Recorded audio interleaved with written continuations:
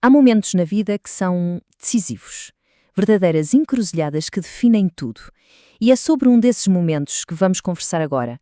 Uma pergunta e uma resposta que, sinceramente, ecoam até hoje, lá de João 6,68. É uma daquelas declarações que separam quem está só de passagem de quem está mesmo comprometido. Ok, então para percebermos a força deste momento vamos ter que voltar um pouco atrás. Imaginem o cenário. O clima está tenso, pesado mesmo. A mesma multidão que antes aclamava Jesus agora de repente vira as costas. E porquê? Porque os seus ensinamentos, olha, não eram fáceis. Não eram populares, não. Eram um desafio. Sim, era uma debandada a sério. As pessoas estavam mesmo a ir-se embora, uma atrás da outra. As escrituras dizem que o ensino dele era duro demais. E faz sentido, não é?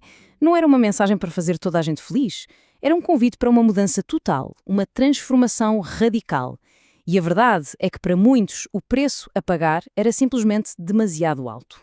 E é exatamente aí, neste ponto de ruptura, com toda a gente a ir-se embora, que Jesus se vira para o seu grupo mais íntimo, os 12. E atenção, ele não tenta consolá-los, não tenta convencê-los a ficar, nada disso. O que ele faz é lançar um desafio direto, quase cortante.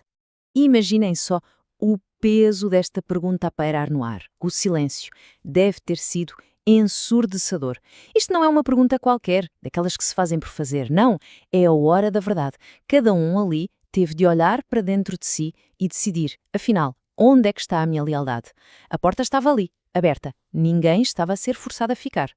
E no meio daquele silêncio todo, daquela tensão, uma voz quebra tudo. É Simão Pedro, claro, impetuoso como sempre. Ele dá um passo à frente, pronto para dar uma resposta que se ia tornar numa das declarações de fé mais poderosas da história. Vamos parar um segundo para pensar nisto.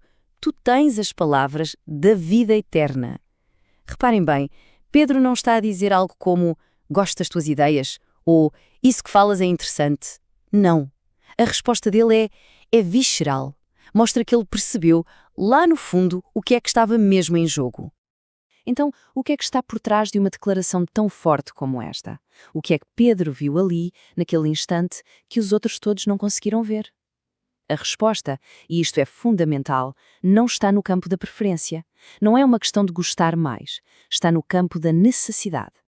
Pois é, estas palavras da vida eterna são muito mais do que umas frases bonitas ou inspiradoras. Elas representam uma verdade absoluta. O reconhecimento de que, para a salvação, não há outra alternativa. Simplesmente não há um plano B. Jesus é apresentado como a fonte, a única fonte de verdade e de vida. E é aqui que está a diferença crucial. Para aqueles que foram embora, Jesus era uma opção. Uma entre muitas. Podia ser um grande profeta, um mestre, mas no fim do dia era opcional. Já para Pedro, não. Ele não era uma opção, ele era a única fonte. A escolha ali não era entre Jesus e outro caminho. Era entre Jesus e o nada, o vazio. E é por isso que esta história, apesar de tão antiga, atravessa os séculos e se torna numa questão muito pessoal. Aquela declaração de Pedro continua a ecoar, sabe? E continua a forçar uma confrontação com a mesmíssima escolha fundamental. O texto original deixa esta pergunta no ar. Onde é que se vai buscar as palavras da vida eterna? Se não for aqui, nesta fonte, então onde?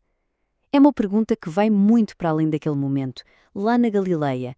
É um convite à reflexão sobre a resposta de cada um. No fim de contas, esta passagem é isso mesmo, uma reflexão poderosa para qualquer caminhada espiritual. Não dá respostas fáceis de todo. Pelo contrário, coloca uma questão que define tudo. Onde é que se coloca a esperança? O que é que se considera de verdade a fonte essencial da vida?